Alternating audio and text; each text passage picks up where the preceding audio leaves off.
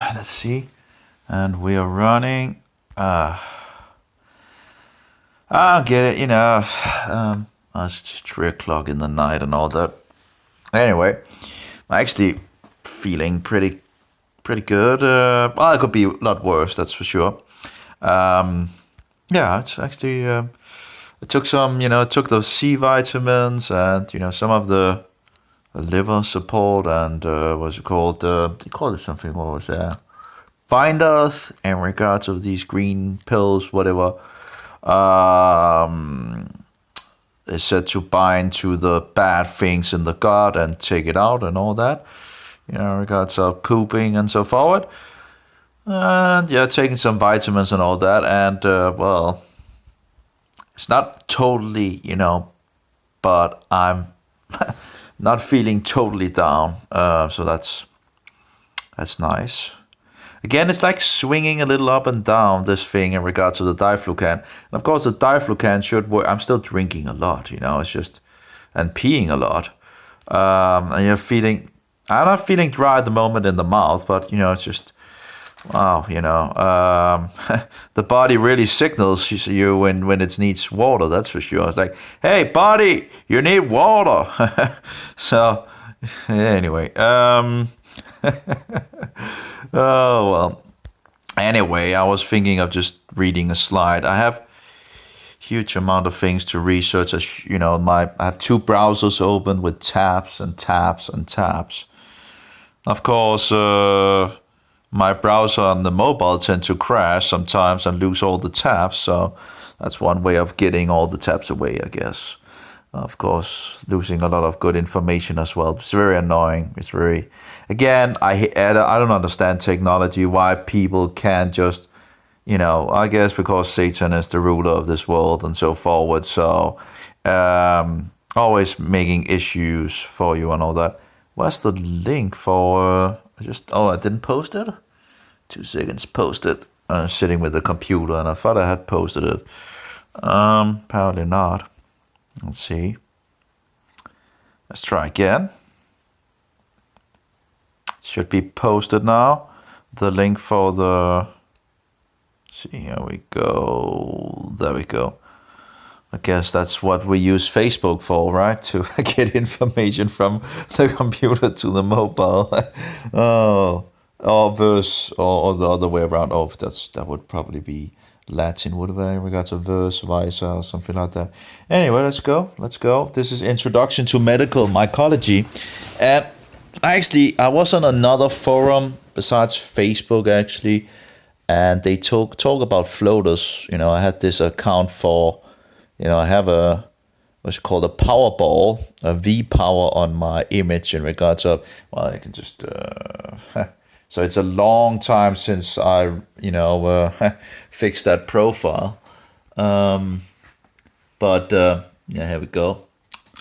So, but they had the first page, and there was one guy. I was searching again in regards of floaters in the eyes and all that, and I posted a image in regards of what I believe I see in my eyes, but of course I'm just crazy, right? So, but anyway, this guy had made this topic in regards of that taking diflucan cures the longer thread like floaters and so forward, and he posted another thing in regards of some floaters have also been linked to candidiasis or candidosis, and overgrowth of yeast like fungus Candida albicans, and may simply be a symptom of the system-wide problem that is post-grade med J 2001 77 119 to 20. Candidiasis or candidosis can be controlled by eliminating sugar, yeast from the diet, which is certainly a safer and simpler solution than surgery. Now, there was one in regards of talking about how, in regards to diflucan and all that, they were talking about diflucan, I think. Let's see. Oh, yeah. He actually started, it's called Diflucan Cures the Longer Thread Floaters. That's the room name. And then this is a old topic from 2009. So That's 10 years ago. And I was in this forum because, long time ago, very long time, I was, you seeking around and all that. And I've been reading on this forum and other forums in regards of floaters and all that, and, people trying to figure things out and so forward, right? So apparently in 2009, they're talking back and forward in regards of, who is going to try diflucan first and so forward. And then another guy says, well, I can't get it anymore because I don't work at a pharmacy anymore and I don't think it will work anyway. And then it stops there. So 2019, I'm like, hey, I'm still looking it over and I'm finding this. I don't remember if I made a profile on that. I don't remember actually seeing this topic, but I don't know. There's so many things over the years. So I started the topic up again, the forum in 2019. Right, I would do it, yet I had yet to find a doctor that wants to give it to me. I've heard the stories as well, and if the Candida albicans in the eyes are really fungus, as it seems to be the very case, then there is 93% chance of the diflucan working, as I understand, as to say it should begin to kill the fungus, including in the eyes. So, and I posted a picture of, I think this is the best picture of Candida albicans that I've found. Now, of course, if you try to show that to your doctor, you will be pointed out as a crazy guy, But this is pseudo hypha, blast spores, chlamydospores, and all that. Missing the what's it called? The yeast-like, the yeast-like cells up here. But anyway, I think that's the best picture there is in regards of. There's also videos out there. That's very nice. I found a lot of videos in regards of Candida albicans. I also found where they're floating in the water, the strings and all that. And I'm like, that looks like what I have in my eyes. It's like, when you see them floating around, anyway. Whatever. Huge amount of strings, in those eyes. But it has never been a problem for me in regards of pain or anything. Apparently, it lost connection. Typically, again, technology really, so many things are happening in regards of technology. Of course, it can do a lot of things that we couldn't do before, but still, some of these crazy daisy things is just insane, Again, I remember the days of Windows 2000. Those were the days, That's, rock stable, doing what it should, and I'm making some food. That's true. Anyway, I opened the topic in 2019 again, so that's around 10 years after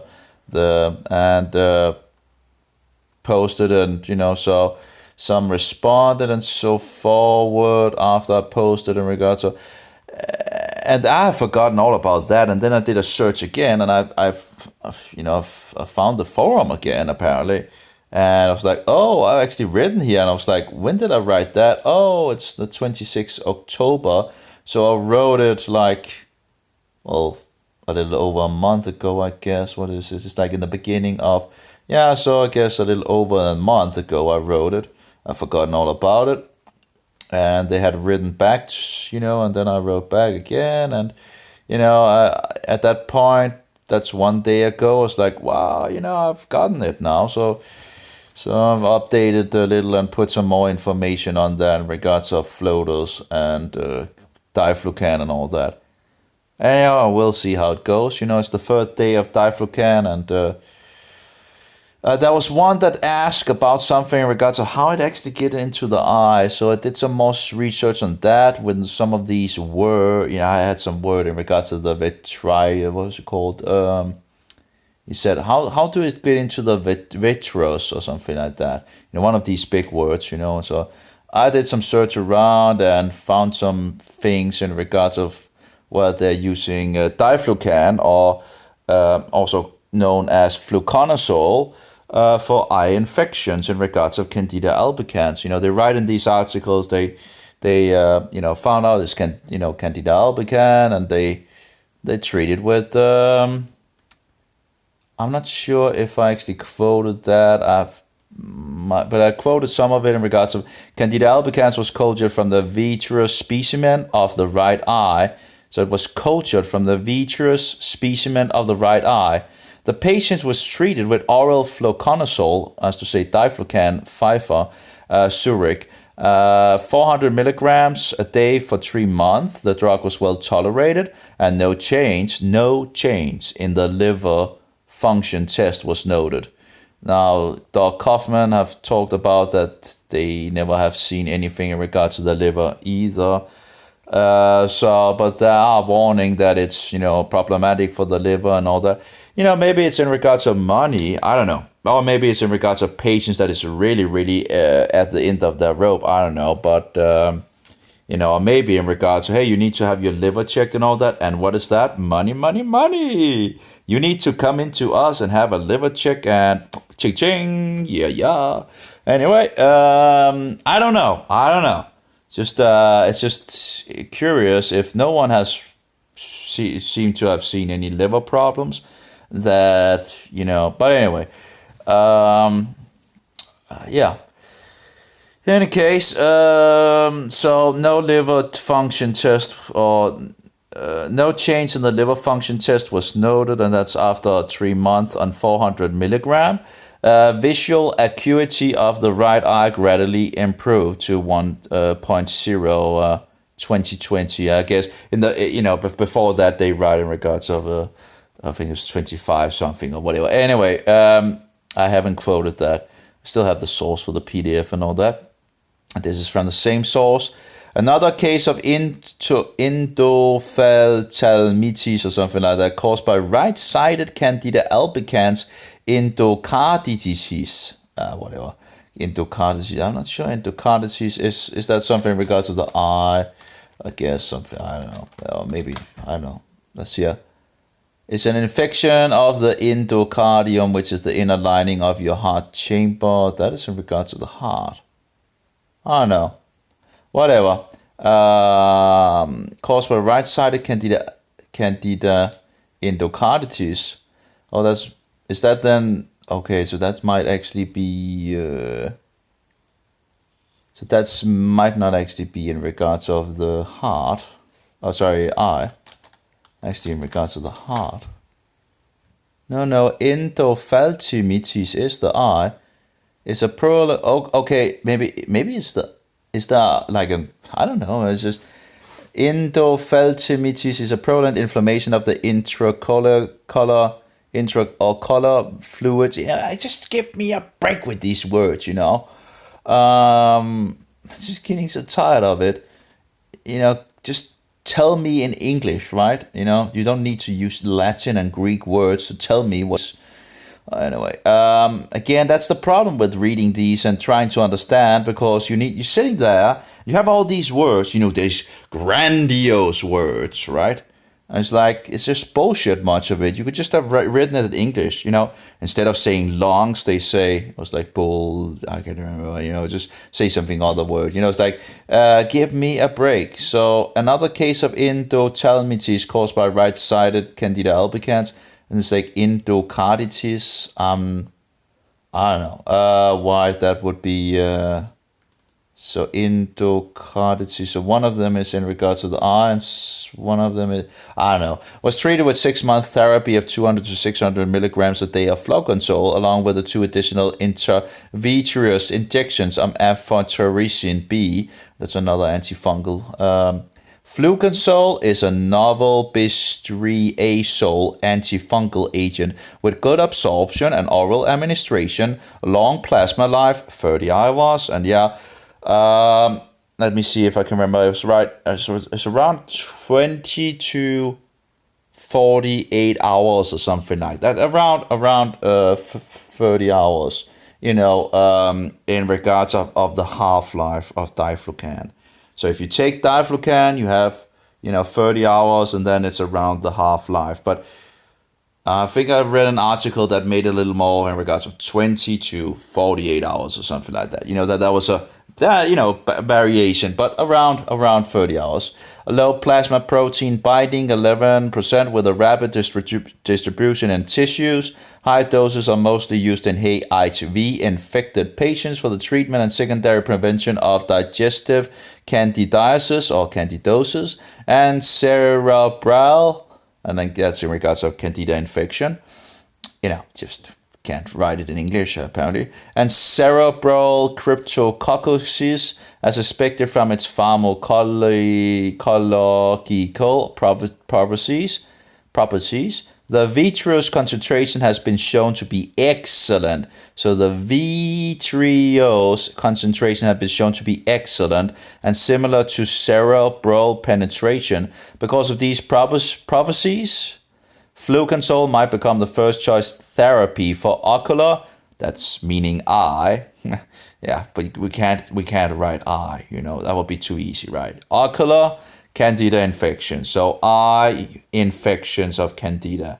Yep, that's very, very hard for these white coat people to just write, English or Danish or whatever, Again, it reminds me of the Roman Catholic Church that hid the biblical word away by disguising it in Latin bullshit, and didn't let the people translate the Bible and persecuted them and burned their documents, and this demonic filthy system was just and it calls itself Christian. You have to be kidding me.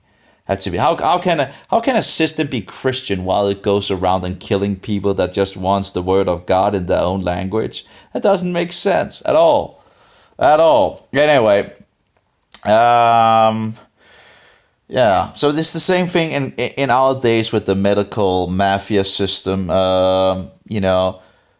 If you want to see what they actually say, you have to unlock their language. So anyway, I have one more that was in regards of a book and all that. Anyway, I have other tabs open that might have some interesting information, but there's so many things, and it's just it's like there's so much to research. And have so many tabs, and it's nearly seemingly to overwhelming, in some sense, but yeah. Getting closer. Again, if I knew what I know now, 19 years ago, I probably would have been able to turn the boat around in regards of my fungus infection down in my penis. But of course, the white coat murderers and misdiagnosis just put me on, psychotropic drugs, and of course, if you have one problem in one head, well, let's treat the other head, right? It's just incredible. Hey, my penis is itching, doctor. I'm getting out of my mind in regards to the itch in my penis. You need some psychotropic drugs. You just need some psychotropic drugs. What will that? Well, yes, I'll give it to you. Just you seem some kind of, you seem a little sad, or yeah, my penis is itching, doctor, and it's driving me nuts. I'm getting kind of, yeah, so, yeah, give me a break. Yeah, this is this symptom treatment. Yeah, of course, I'm not too happy about my itching in my penis. Isn't that pretty obvious that, hey, people wouldn't probably not, but isn't that normal not to be totally happy about, an insane itch down there? Apparently not. Yeah, you just need some psychotropic drugs. Let's fix this head. It's just so stupid. It's my misdiagnosing, totally misdiagnosing, mistreatment and First you misdiagnose and then you mistreat the patient. It's incredible. How insane! And you go to these white coat murderers and butchers just because you think they know, right? You think they can help you. Yeah. Anyway, it's just I've heard too many stories, and there's probably a lot more out there of was it that was a country where if the doctor killed a family member in regards to treating, the family would take it up for itself and kill the doctor. Anyway, um, that might be a little too far, but we have an insane system, so we really should get. Now we really need to have people standing for truth. We all make mistakes and we all do a lot of wicked things and all that, and we just need to begin to do what is right. Um, yeah. So I think most of us have done things we shouldn't do, and we might have done it because of we might even not know what that we did it. In regards of naivety, like for example, keeping these pagan celebrations of Christmas and Easter and Halloween and all that bullshit, um, and not knowing it's pagan. Anyway, that's another thing, of course. And people believing that Sunday is the last day of the week, it's just incredible. Okay, so this is another one. Apparently, if I push it, it won't open up in a big. Anyway, it says if endogenous fungal endophthalmitis is suspected or proven, then intravitreal amphotericin may be used along with systemic fluconazole, diflucan. And so amphotericin is one antifungal or against fungus drug, and fluconazole is the other. Fluconazole is the thing that you take by mouth. The other one you get intravenously. I did see some kind of where they actually you could get some thing to I can't remember what it's called where it seemed to have been using the other one. But anyway, that they use intravenously. As mentioned before, since fluconazole penetrates into the vitreous cavity at very high levels, this or other similar antifungals may be given systematically for 2 to 4 weeks. Incipient fungal and endophthalmitis, which minimal vitreous involvement, in my experience, may be treated with systemic therapy alone without intravitreal antifungals. I don't know. That's a lot of big words, but I was just, the guy that he was like, how does it get into the eye? How can that be and all that? But it seems to be pretty, the sources seems to saying, hey, diflucan goes into the eyes. And and that might be the reason why some people say, that after they've done diflucan, that their floaters disappears. Now, I haven't observed that myself. Hopefully I will. It would be awesome if I think I have diflucan for a month, pretty much 28 days. And then, yeah. Hopefully I will see some improvement as time goes, just the first 2 weeks. Hopefully I will see some improvement. I would expect, if the vagina, in regards to the itch, because it's known as the one cure pill for women, but apparently it talks about that, that they sometimes they need more than one, but, after 7 or 8 days, I should be hopefully seeing something, I would be, as in regards of, as one that I'm not sure if he's a doctor or what, but it's like one of these Candida channels and all that. But he did talk about in regards of if you have itch in the what's it called, in the tip of your penis, that you could do 8 days of diflucan. I can't remember the dose. I think it was around 200 a day or something like that. 100 and 2 times a day. I'm not entirely sure how much it was, but anyway, I'm taking 400 a day, so that should be should see some improvement. Now of course I have other issues, so it's pretty much 19 years, the fungus can do a lot of damage, it seems, and go around in the body, without actually being spotted by the doctors and white coats and all that. And you're just being put in the crazy box and all that. Oh, you're just crazy, crazy. It's just all up in your head, Anyway, oh yeah, floaters in the eyes, Oh, everybody has things in their eyes, You're born with that. Well, why didn't I see them when I was younger, Why did they grow? I remember when I was doing juice fasting, I could just see the floaters grow quickly in my eyes, and I was feeding them sugar. So what to expect if it's fungus, I was just feeding them the perfect food of sugar, sugar, sugar. So that makes totally sense, but of course now there's so many in my eyes, so it's impossible to pretty much follow them. But in earlier times, there was less, and thereby I could follow along in regards of their development in my eyes. So anyway, that's very interesting. So actually, we're getting off topic, right? Yeah, I'm always getting off topic. They haven't really said much back after I pointed out. There seems to be a lot of people that wants to discount these things. It seems like a diabolical conspiracy or something like that. Where people are saying, oh, get in regards of it couldn't be fungus in the eyes and this and that, and this is a conspiracy, or just in regards of selling your things and all that. Well, if you go on PubMed, there's nearly 40,000 articles about Candida albicans, and you have huge amount of people, having issues.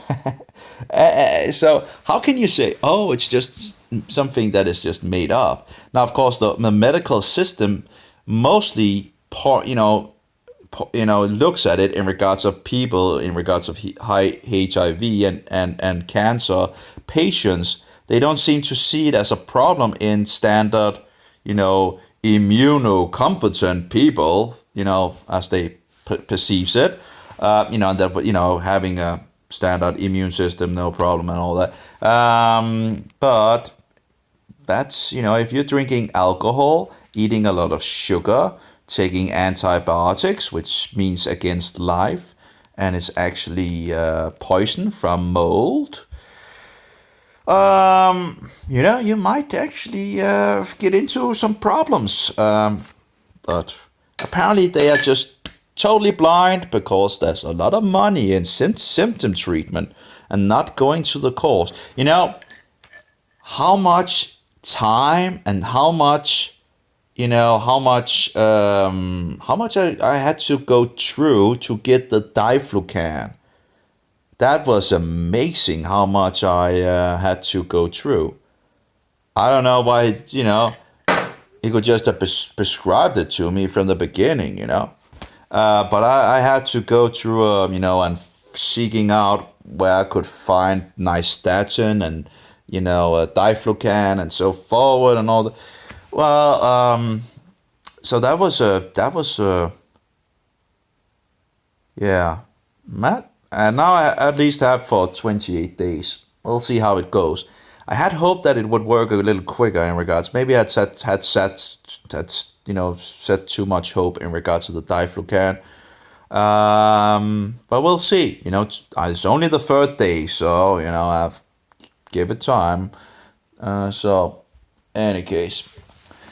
So yeah, I'm still on the nystatin as well. So that's pretty good, I guess. Yeah. Anyway, let's go and look on some more in regards of, fungus. A little there and a little there and a little there, and you end up getting better at understanding. And actually, I don't really want to understand, in regards of all their words, and I don't want to use those words in my normal speech. But in regards of understanding, I want to understand more about fungus, and thereby it's nice to know some of these words so you can decipher what they're actually saying.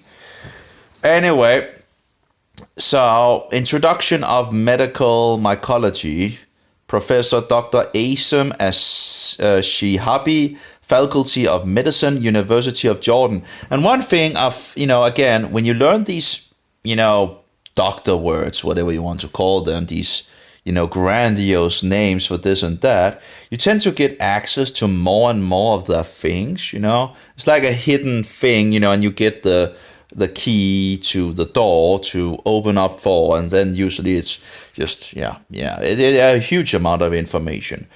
Anyway, Introduction Medical Mycology, Professor Dr. Asem Shehabi, Faculty of Medicine, University of Jordan. So he's from Jordan. That's not far away from Israel. So, and medical mycology was another term for something. I can't remember what was it, but I guess we'll learn. There was something in regards to medical mycology that seemed some interest in regards to me. I guess maybe it's in regards to sicknesses or something like that. Let's see. General fungi 1. Fungi are eukaryotic microorganism larger than bacteria, occur as yeast, unicellular yeast cells. And unicellular means, single cells. I don't know why he says unicellular cells. But it's singular cells. 0.5 to 4. Would that be micrometer? I think it's micrometer. Or molds, filamentous fungi, composed of various cellular structures, spores, filaments, hyphae, cells up to 20 micrometer. I think it's micrometer in a way. Nest branching filaments, multicellular fungus. I guess these are points, like first point, the second point, and the third point. Masses of hyphae are called mycelium. So when you have lots of hyphae, you call them mycelium. In molds, the mycelia, I wonder in regards to the mycelia and mycelium, there's probably a difference in regards to singular, plural, or whatever. In molds, the mycelia often spread to fill the available space, limited by available nutrients. And of course, we don't want the fungus to take our nutrients, right? We want the nutrients for ourselves in regards to the body, right, when we eat. Anyway, hypha-celled yeast cell. So we see a mitochondrion and cell wall. And we see a plasma membrane, apparently. And a nucleus. So I'm not entirely sure what the... But we have the cell wall. We have the membrane over to the right here. We have the mitochondria.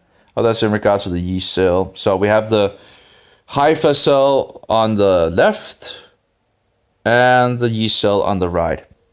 Bacula, and we have a lipid granule and board.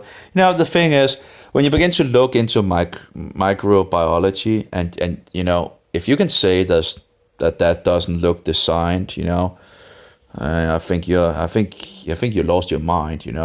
I don't think you are. What do you call it? Observable. What is it called? Objectively.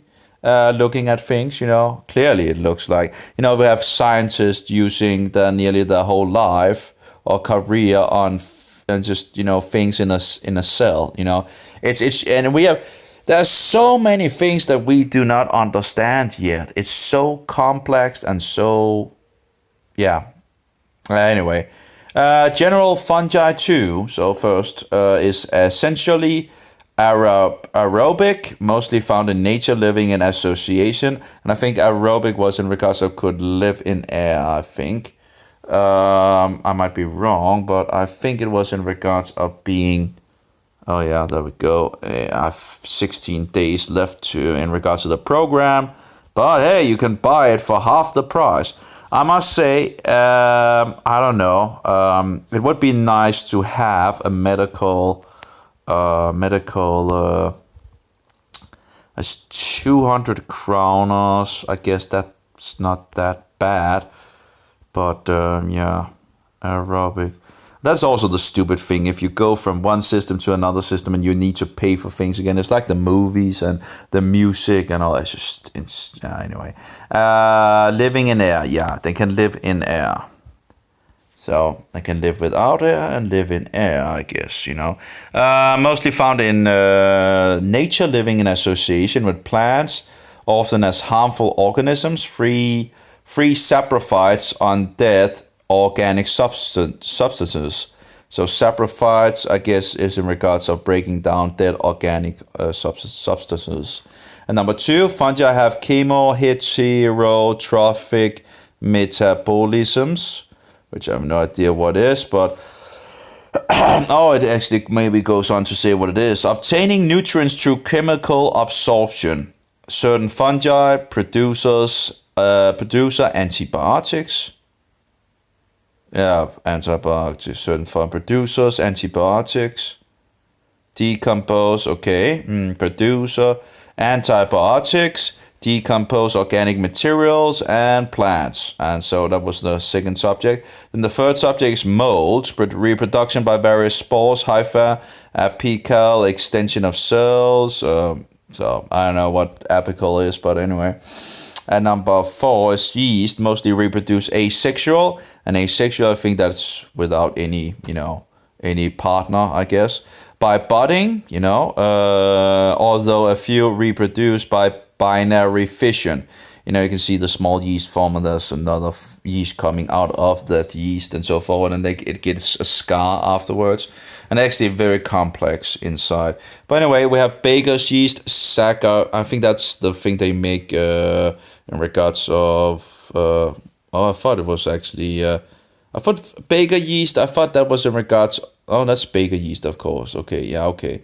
Saccharomyces cerevisiae, sugar fermentation, important in bread production, vitamin, medical drugs like insulin. Okay, vitamins and medical drugs like insulin. Okay.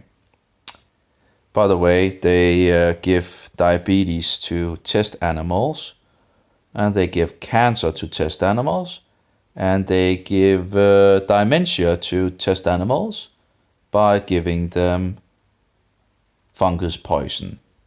Anyway, but of course they don't know the cause of these things because, apparently it's big business, But if you actually begin to see, it's pretty much everywhere, and yet people do not know. So we have penicillium, that's the mold that produces penicillin. Cornidiospores, mycelium, that's the things that goes up, and then you have the cornidiospores. And again, there's different kinds of spores. I'm not sure what the differences of these spores are. I guess some spores might be, might have some different characteristics than other spores. But they're babies of the fungi to help it spread. So here we have penicillium here, and we have Mucor, which I'm not sure what is. Okay, so we have first an toxic mushroom. I think that's the mushroom you can die of, and 2 non-toxic mushroom in nature. And again, you really have to be aware of the white mushroom in Denmark, for example. There are 2 species you need to be aware of if you're going out on fungus thing. And the first one is the white one, and I think it's the Aminataf, actually, the thing that is shown here. And there's the green version as well. The red version with white dots on top of it is, you're not going to die by taking that, but you are going to get a trip, so by doing that, and some do it on purpose. They eat these to actually get into, well, I guess in contact with demons. But anyway, to get into this state, right? Fungi and cell structures. So about 100 fungi types are opportunistic pathogens, and that's harmful for humans, as I understand it. Yeast part, normal flora, oral cavity, intestine, vagina, few types true pathogens. Number 2, they're not susceptible to antibacterial drugs or phages. Phages, that's virus, is another word for virus. Now, again, while I'm saying these things, there's a chance that I might make mistakes, okay? I'm not educated in these things. I'm just trying the best that I can from what I know. So, fungi cell wall, mostly polysaccharides, chitin, glucan, and mannan. And chitin does some I've seen some antifungals that say they, I think, target the chitin. I think I tried that. I didn't really work. At least it didn't really. I guess when it becomes really really rooted in you, it's really really hard to actually get killed. Or get out of your system. And I don't know if I can actually. I don't know if I can get it out. I'm pretty sure I have it, but it's killing me pretty much. Killing me slowly, but it's killing me, and giving me a lot of weird issues. Yeah. So lipid phosphate protein, proteasa, melanin, the plasma membranes containing ergosterol. And again, ergosterol is of course important because that's the thing that, for example, diflucan targets, and a lot of the azoles targets these. You have the antifungals, and the azoles are the things that targets ergosterol. Cytoplasma contains microtubulus composed of tubulin specific protein, mitochondria, lipids, and phosphate granules. Pathogenic yeast, and that's the fourth subject here, produce often elongated oval cell and pseudohypha and body mucosal cells. Pathogenic mold, single and multiply filaments, cell fragments in infected tissue. And the last topic here is antifungal drugs, nystatin. Nystatin works locally. It works from the mouth, through your, I guess it's called what was it called? I looked it up at some point, but and down in the stomach and down in your gut and out the butthole. That's where nystatin pretty much works. Some say that there might be a little that is taken up in the body, but it's very little, if anything. But overall, it is a local, remedy that is used for the gut primarily. And I've seen, one of the German sources said that you couldn't really you couldn't overdose on nystatin. So it seems to be pretty safe in regards to, I don't know, it's, you never know in regards of actually taking out something that, I don't know. But overall, it's, anyway, I've tried it, and then, yeah, any case. But I guess, who knows? It's very a complex machine, so, yeah. But anyway, I'll give it a go, and I'm giving it a go at the moment, and yeah, I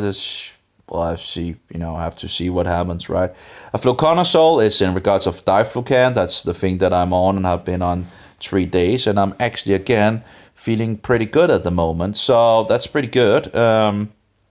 I think the video I made for some hours ago or something like that, I was coughing and all that, and I think after that video I actually took some, and that has absolutely helped, because I'm feeling, I'm feeling pretty good at the moment. Well, of course there's things and all that. There's always things, but I'm feeling pretty good.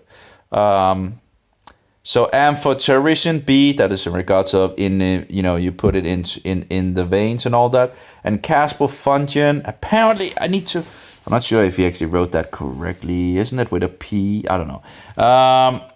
But that was the other program that was looking into and actually needing to read, and I have 4 or 5 days access. I think 4 days from now on. And I just want to read what they have on fungus, and then that's pretty good for me, I guess. I'm not very interested in the other things. It looks pretty good if you want to know about the body and all these things, and it looked pretty good. But overall, I'm just interested in the fungus, So all react with ergosterol forming complex molecules damaged cell membrane. I should probably have checked his writing before actually. So we have the beginning here. That's a very bad picture. So we have a cell, and then we have bud emerging, spindle pool, it is something, body duplication. So this is the you have the start point where it's a single cell. This is a yeast. So this is the fungi in its yeast form, and it can turn to they can go from a fungi form to a yeast form to a fungi form. Some of these buggers. I saw DNA replication apparently, and it gets bigger. Nuclear migration there, and I'm not sure what that spindle formation or whatever. Chromosome segregation, nuclear division, and there we go. We have now 2, and one of them will have a scar after that. I guess that might be, I don't know if they're showing that, but anyway, so that's pretty much it. And budding yeast and germ tubes. So we see the yeast on the left. You can see they are budding there and there. Why do I actually have a pen for doing these things on the screen? So it's much easier. So you have a budding there. So I guess that's the asexual reproduction. Then you have the germ tubes. That's apparently that. Again, I don't have totally. There's so many things. It's a fungus is just it's a monster. It's a devious monster that can just It's incredible how many things how many weapons it has and what it can do in the body and So here we have a capsulated yeast, Cryptococcus neoformans, India ink test. I've heard, I've read a little here and there, but I don't know much about it. But apparently, I guess that's the capsulated yeast, Cryptococcus, apparently. So next picture, filaments, fungi and molds. Molds from multicellular filaments, hypha, non-septate, septate hypha, spores of different sizes, color, arrangement, a mass of hypha and spores represented aerial and vegetative mycelium. That's the first. And then the second, the dimorphic pathogenic fungi. Okay, so dimorphic, it means that it can actually grow in a yeast form and in regards of a fungi form.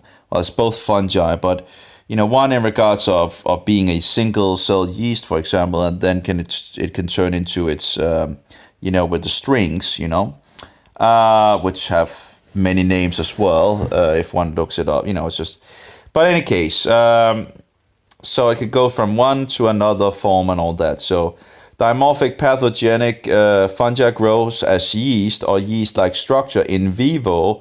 And vivo, was that we have in vitro and in vivo. What was in vivo? Was that outside or inside? I think let's see. I can't remember. All that. It's very hard to write English.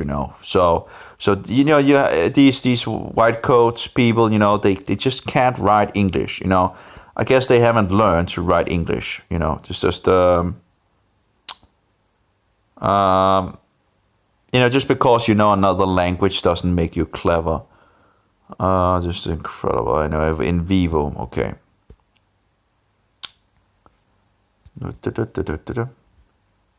So that's a barrier between, another barrier, of course, is when the system is blocking you from actually doing research for yourself.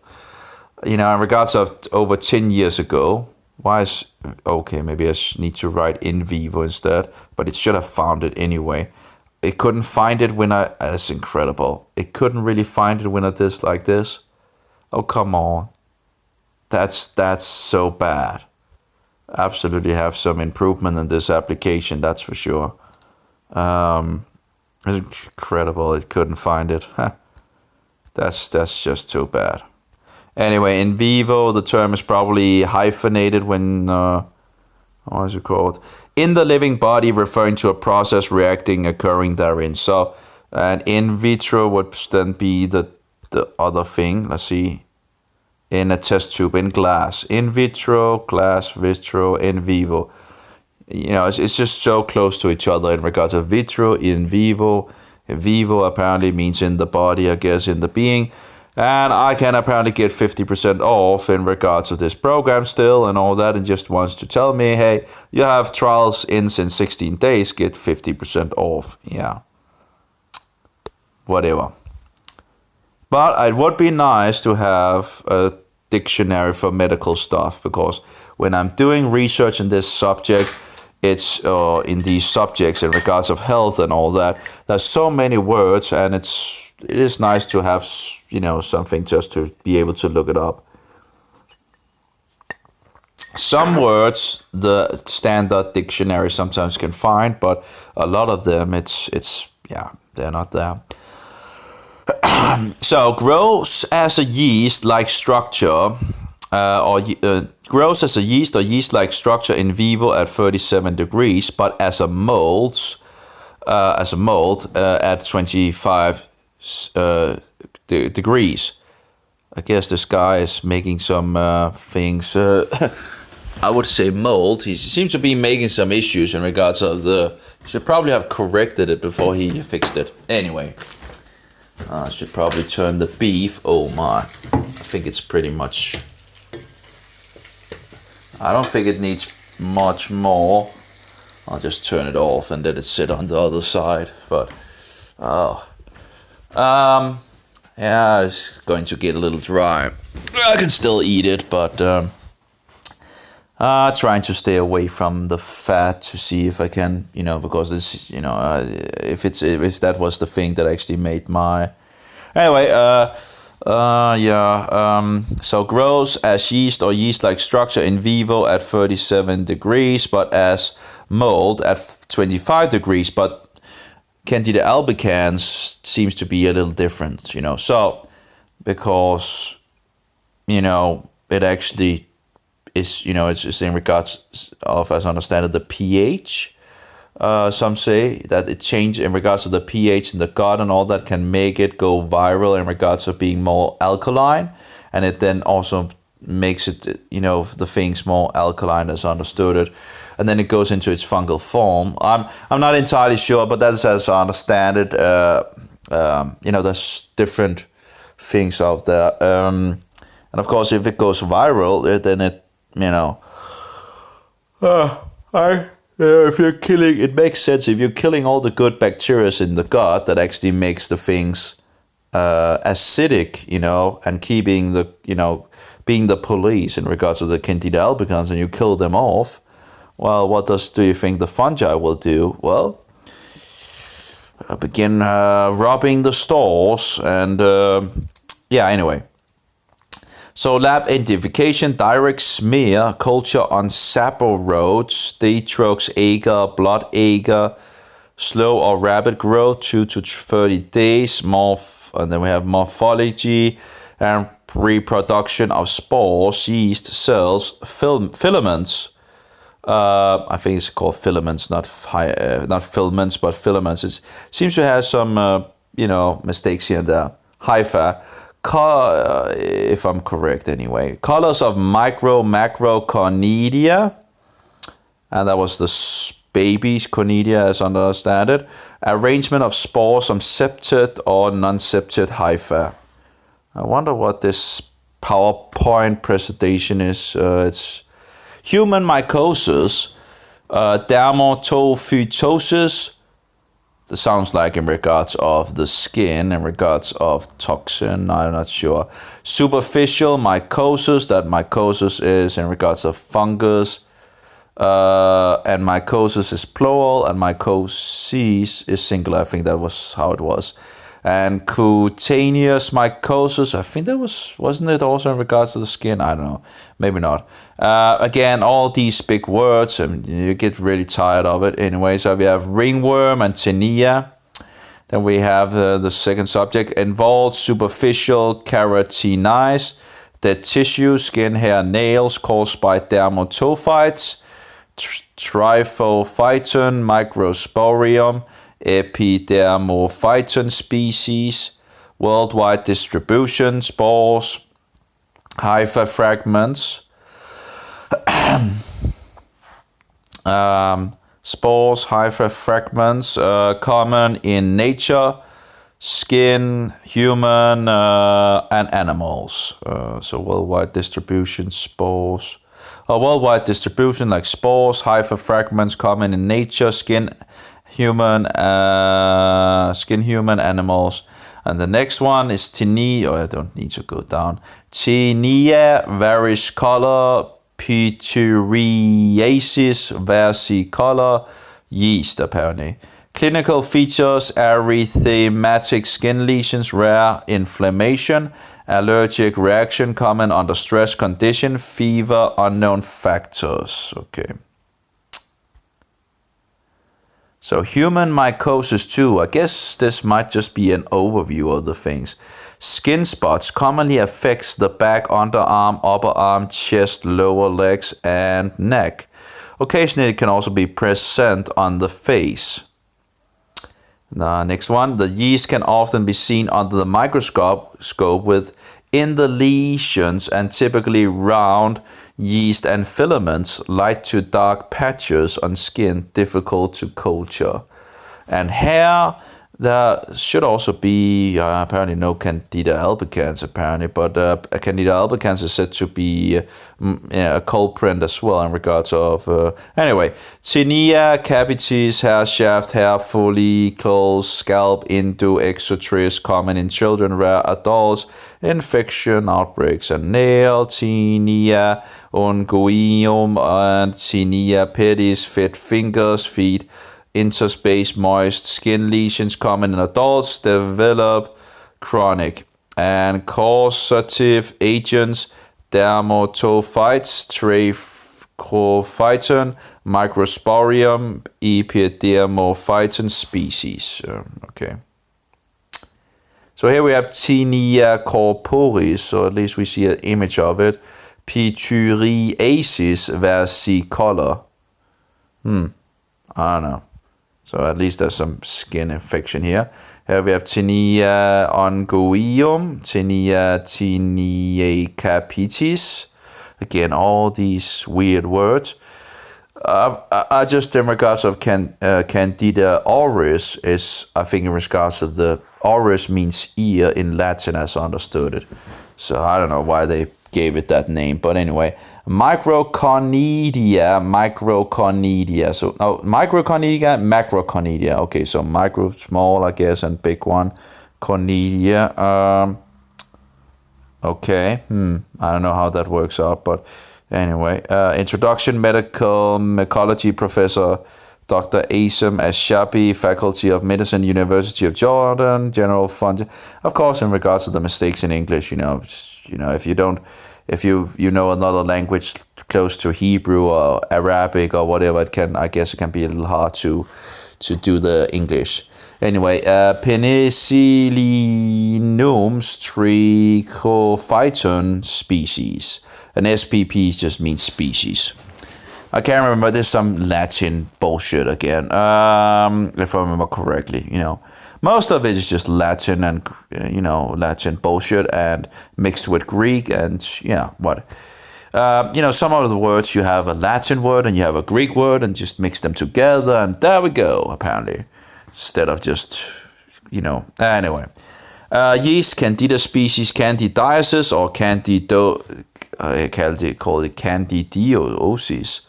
As I understand, it's candidosis. So candidiasis and candidosis. Apparently candidiosis, I don't know. Candida albicans, 50 to 70% of the infections is Candida albicans, according to this. Less Candida glabrata, Candida tropicalis, Candida krusei, and other species. So again, that's seems to be the ones you hear about again and again and again. There is Candida dubliensis, which looks very much like Candida albicans, but it's said to be less as aggressive than Candida albicans.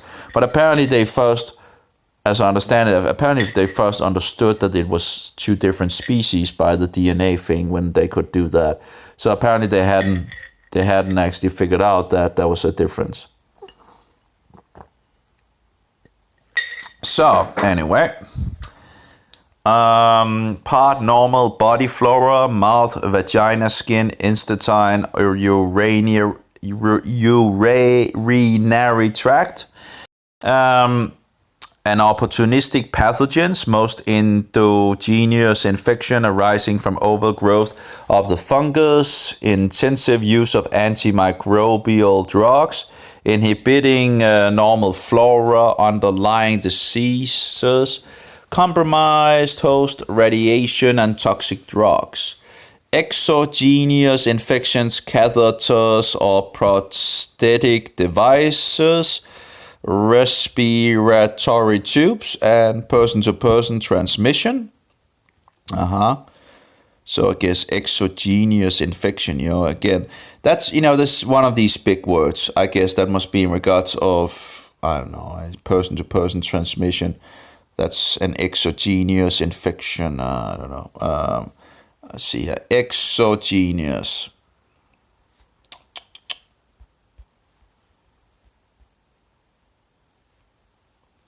There we go.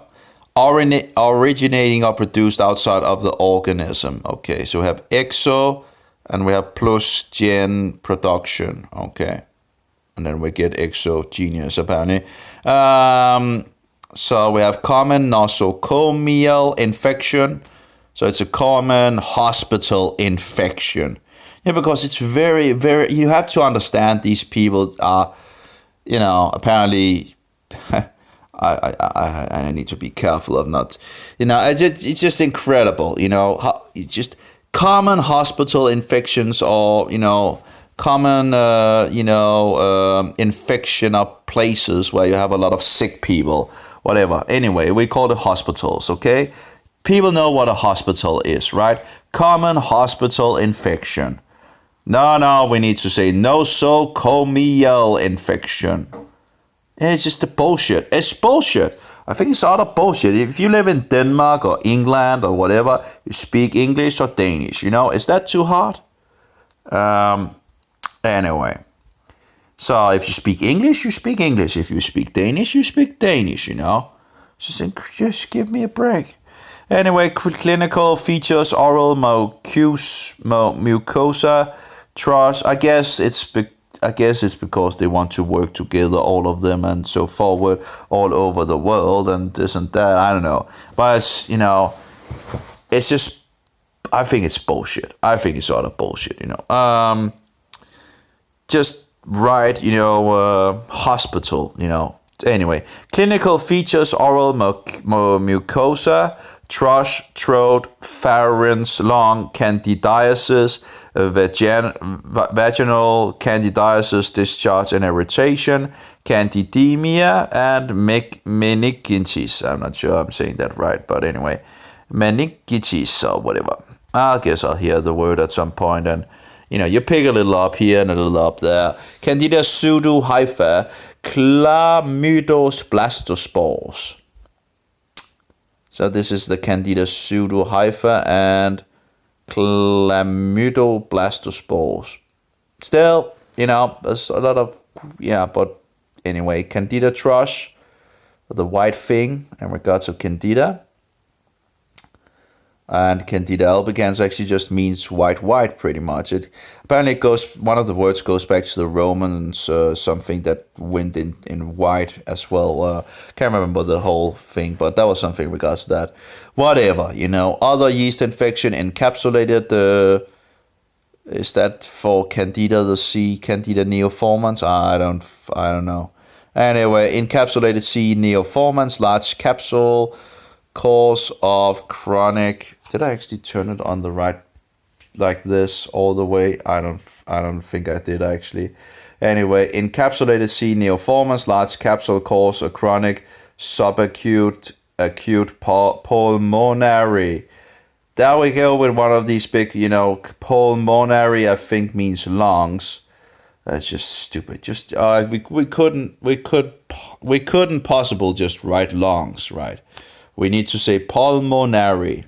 Anyway, may spread to blood, CNS, no idea what CNS is, causes Systemic or meningitic disease, often isolated from pigeon, birds excreta. Oh, that was the thing, right? The birds excreta, birds poop, pretty much, Just say it as it is, right? No, we need to say excreta. Anyway, C. neoformans has a worldwide distribution now, one of the most significant opportunistic pathogens in humans, immunodeficient AIDS patients. Yeah, anyway. And immunodeficient, it was like immunosuppressed, I guess, or immuno was like, whatever. Having problems with the immune system. So mold infection, aspergillosis. So that would be in regards of the Aspergillus species. Common in nature, spore spread with dust particles, inhalation. Few develop allergy or clinical disease. And again, I do wonder how the Candida spreads, because again, I saw the Candida auris, the new Candida that is, you see it on television and all that if you go on the internet. Now, I don't have a television, I don't look at that bullshit. And the mainstream, that over the years, the mainstream have taken more and more power over the internet, and the forces behind in this world has taken more and more control over the... but anyway, so they're pushing all that bullshit. But anyway, so... when I looked it up on YouTube in regards of Candida auris, they were talking about that, on this hospital, they were finding it in, on the ceiling, they were finding on the bed, they were finding it everywhere in the room. And I'm like, okay, so it's a Candida species. So how does this Candida actually spread, It seems like it must be airborne or what? How can it get to the ceiling and everywhere, pretty much in the room? Everywhere they tested in the room, it was there. It has to fly around, and it has to be airborne in some sense. I don't know. I still wonder in regards, because Candida apparently was considered in the category of what is now considered, or is in the category of fungus that eats fruit. And so. I do wonder if Candida is actually found in nature eating fruit, but that's something I still, or if Candida is, because Candida auris apparently could, yeah, anyway, and we know it loves sugar, right? So, and it has been in a category, if you look on, let's go back here. If you go back and search Candida.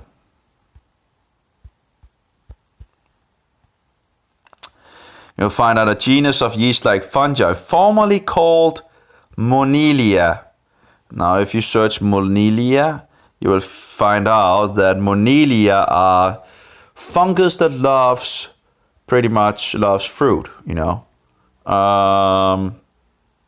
If you search, let's see, Monilia. No, let's open another one. Monilia. I need to pee again, it seems. Well, I guess. So, and you say images and all that, the first thing you will see is pretty much fruit with fungus. Fungus eating up the fruit. Of course, I remember seeing things of that nature when you go around in regards of the things hitting the... But, I guess it might actually be more interesting than first, you see different kinds of fruits and they're just being eaten up by mold. So it seems to me that maybe Candida is a fruit predator. I don't know. But it's a nasty picture down there. I don't know why it's actually in there. But anyway, of course I've seen a lot of nasty things, but YouTube and all that. But yeah, it's very interesting. Maybe I can turn it around here, so it becomes a little bigger. Very interesting. You can see the mold is on them. It's like a whole new world opening up for me in some sense. Like it's amazing how much there is to study in this world, and very. So mold, and So I do wonder if Candida is actually, again, but that would, it would need to be able to go airborne, right?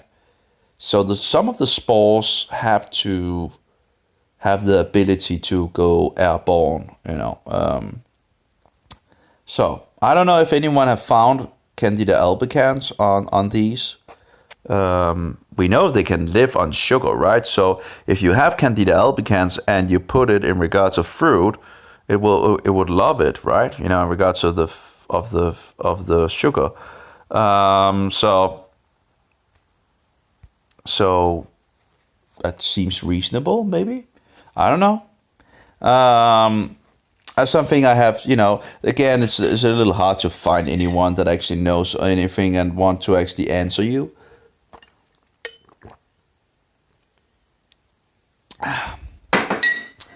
So Aspergillus species are common in nature. Spores spread with dust particles inhalation. Few develop allergy or clinical disease. And the next one, Fumigatus or Flavus or Niger. That's also the problem. When you have a health system that you actually expect to help you, when people are out there working and things goes wrong, they expect this health system actually being there to help them. And yet they end up murdering a lot of these people. It's incredible. It's just a wicked system.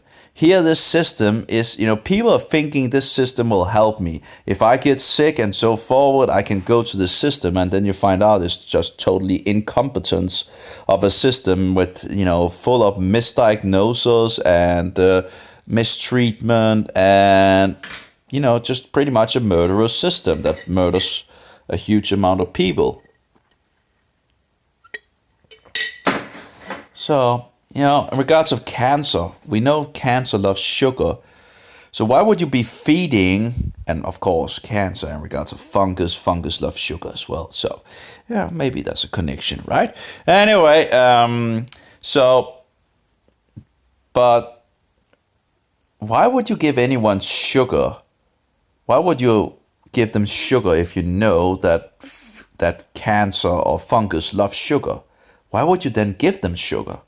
Do you want to have them? I don't know. Anyway, if you want to turn the boat around, you shouldn't feed the fire more fuel.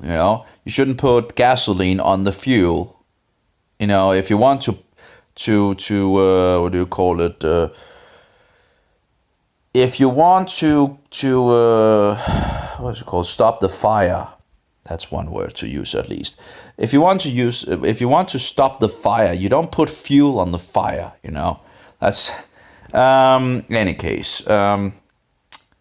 So anyway, if you develop an antibiotics, what is antibiotics? That's fungus poison. Well, if you already have a fungus infection and you're putting more fungus poison into the individual, you're just making things worse, as far as I can see anyway.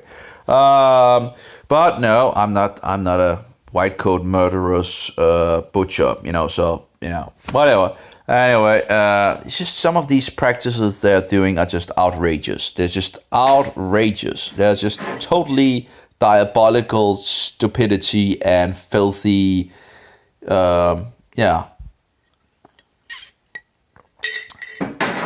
radiation, chemotherapy, and butchering people. Yeah, great.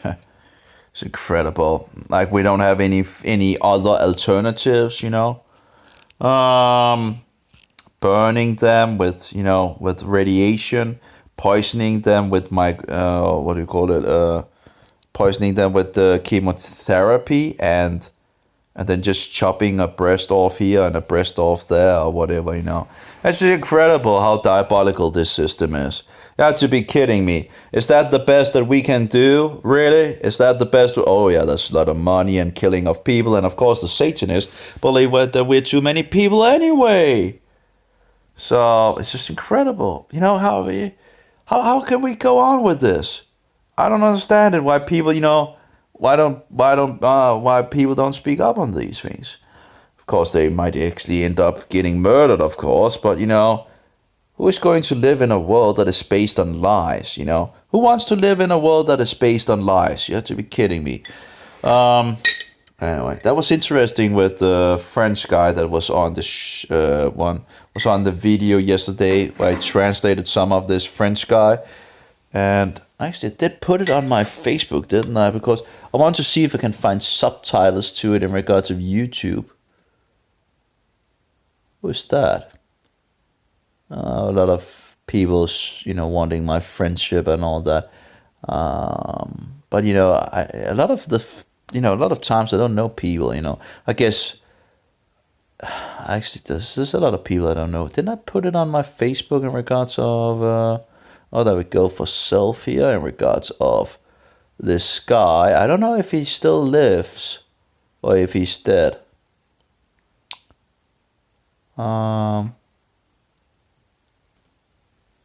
I don't know who it is.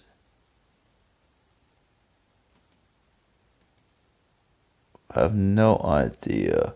That's, you know, people, you know, when people, you know, wanting your friendship and all that, you know, would be nice to if people just wrote to you or something like that and told you who they were.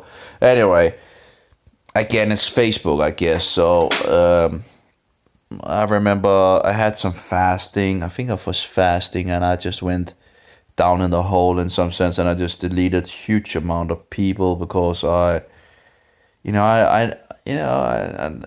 it's like, you know, Facebook friends, but I never talk to any one of them and see them in real life. It's just I don't know. It's just any case, maybe I went over the top on that. I was like, Anyway, it just seems a little fake in regards of yeah. Anyway, so so where did it go? Aspergillus species are common in nature. Spores spread with dust particles, inhalation, fluid, develop allergy or clinical disease. Next one is so that's mold infection in regards of aspergillosis. Fumigatus of flavus or niger. That's aspergillus. Aspergillus fumigatus, Aspergillus flavus, and Aspergillus niger. I thought it was two of them that was, you know, really harmful for us. But anyway, here we go. Number 3, human aspergillosis mycotoxicosis, and that means myco means fungus, toxic means cosis, toxicosis. Well, it means fungus. That you have an overload of toxins from fungi, pretty much, I guess. Mycotoxicosis, as I understand it, like when you have a dog that have been eating, you know, something it shouldn't eat, you know, and it's shaking all over. I think that is considered a mycotoxicosis. It has a huge amount of fungus poison in it, and it has an overload of them, and thereby it is, it has a mycotoxicosis due to ingestion of contaminated food with fungal toxin. Yeah, fungal poison. Peanuts, rice, and etc. Rice. I thought there was others that actually was more in regards of corn and so forward. I'm not sure. Rice, I guess, whatever. So Aspergillus flavus produce aflatoxins. Aflatoxins is a mycotoxin, a fungus poison. Liver cirrhosis equal dead, I guess, or something like that. And then we go number 2, allergic bronchopulmonary. Pulmonary is in regards to the lungs. I don't know in regards to the broncho thing and all that. Aspergillosis, presence of Candida. That would be the spores of the babies of the fungi, or transient growth of the organism in body respiratory tract. Sinuses, often associated with allergic reaction, eosinophilia, and asthma. I don't know what eosinophiliae. And number 3, pulmonary. That's in regard to the lungs, but it's very, very hard. You have to remember, very hard for these people just to write, understandable language. So anyway, lung lesions in performed cavities, debilitated tissues, common in tuberculosis, and lung carcinoma. Localized lesions, eye sinuses, external otitis, I can't remember the infection apparently, surgery, and antifungal treatment. I don't know, whatever. So at least we know in regards to the A, so it's Aspergillus flavus, Aspergillus fumigatus, Aspergillus flavus, and Aspergillus niger. I don't remember which one is because there's one species that is usually the one that is the problem. So like Candida albicans is the first and foremost Candida species. There's one of these Aspergillus species that is the first and foremost. And as I understand it, Candida is like the first, Candida albicans like the first, or Candida overall is the first problem as I understand it. And then you have Aspergillus is the second in regards to fungus infections and all that. So that's as I understand it as of now. So Aspergillus niger growth, that's number 1, and wet preparation Aspergillus. Wet preparation Aspergillus. I guess you see it from the side where you see all the cornelia spreading down from it and all that. Where did we go? Pretty much. So you see it from the side. You can also see on the YouTube and all that where, people have microscopes with cameras and all that. So they... but anyway, yep, that's pretty much it, I guess. I guess that was a quick thing in regards of loading in 4 seconds. No. Just go back here. Are some books in regards of this subject. Medical mycology. That might be, medical mycology. And that was, of course, in regards of fungi, or if I could spell it, mycology. Apparently not at the moment. Mycology. Oh my, I can't even spell it at the moment. And I can't even hit the right. There we go. Mycology. So, if you look at the images, there should be some books in regards of medical mycology. And I can't remember, there was something in regards of that it goes into, it goes into the subject that, that would be the interesting subject to study because it is in regards of the issues that you can get by fungus. And that is, of course, what we are interested in, right? Medical mycology, current trends and future prospects. In regards of Aspergillus and Candida albicans and all that. I do wonder in regards of some of these other fungi that people use to treat, different things like cancer and all that. There's one guy that have a website on that. But anyway, he closed down, I think it was in regards of, taking money for it instead of just, I don't know if he has opened up again, but that was, it's just, whatever. Medical mycology itself instructs, it sounds interesting. Maybe it does. But anyway, so it seems like some are actually,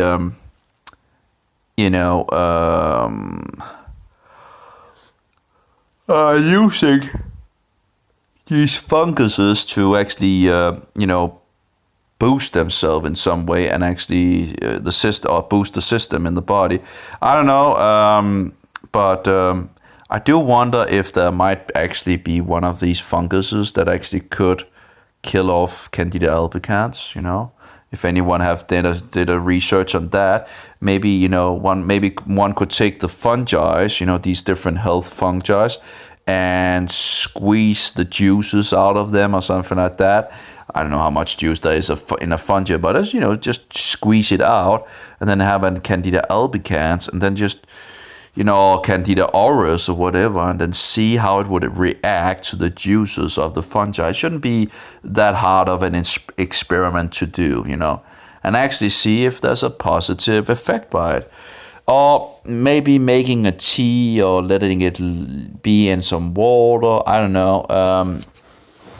That's possible, I guess. And see if there was anything that actually killed off the fungi. Because if there's anything, now of course, you know, if there was anything that killed the fungi, they could just, you know, give the people those kinds. I don't know. Maybe it's whatever. I don't know. Oh, that was wrong. Let's go over here.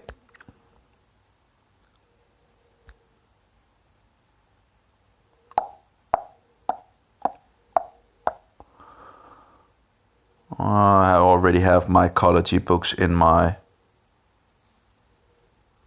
library. I think maybe this is recommended for me. I already have too many books, and I'm not a good reader of books. You know, I'm really slow. Yeah.